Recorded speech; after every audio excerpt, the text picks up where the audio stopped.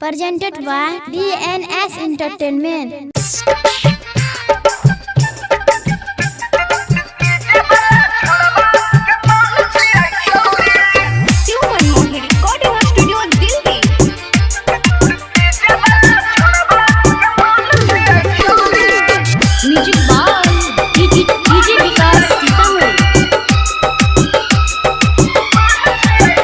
लचकोई छे जब कमरिया ढोरी लागै छै कटौरी लचकोई छे जब कमरिया ढोरी लागै छै कटौरी रे डीजे वाला छौरा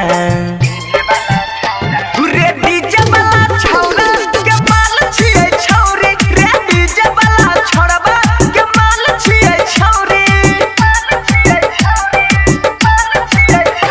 गजबे के महर ठुमका उड़ै छै पैसा कौड़ी गजबे के महर ठुमका लूटै छै पैसा कौड़ी रे डीजे वाला छौरा रे डीजे वाला छौरा के माल छियै छौरी रे डीजे वाला छौरबा के माल छियै छौरी डीजे विकास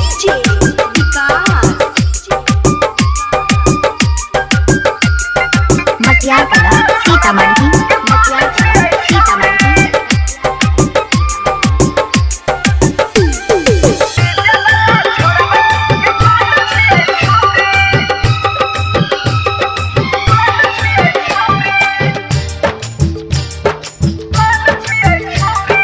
केतनो लुटाबै सबू नमरी हजरिया डीजे वाला पर छै कर नजरिया केतनो लुटाबै सबू नमरी हजरिया डीजे वाला पर छै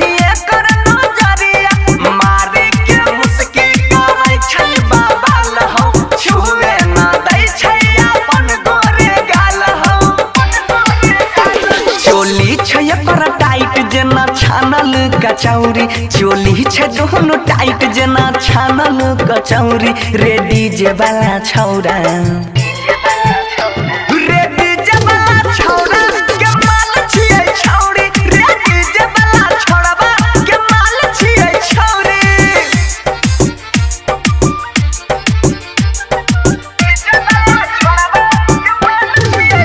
म्यूजिक बाय डीजे विकास सीतामढ़ी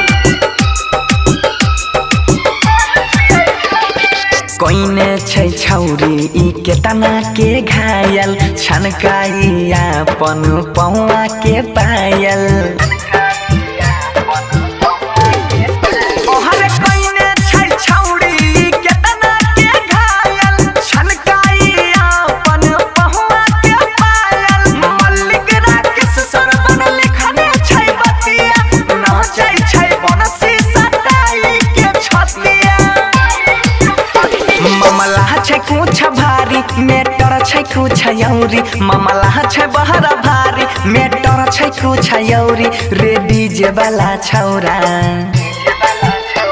रे डीजे वाला छौरा के माल छियै छौरी रे डीजे वाला छौरबा के माल छियै छौरी गजबे के महर ठुमका उड़ै छै पैसा कौड़ी गजबे के महर ठुमका लूटै छै पैसा कौड़ी रे डीजे वाला छौरा रे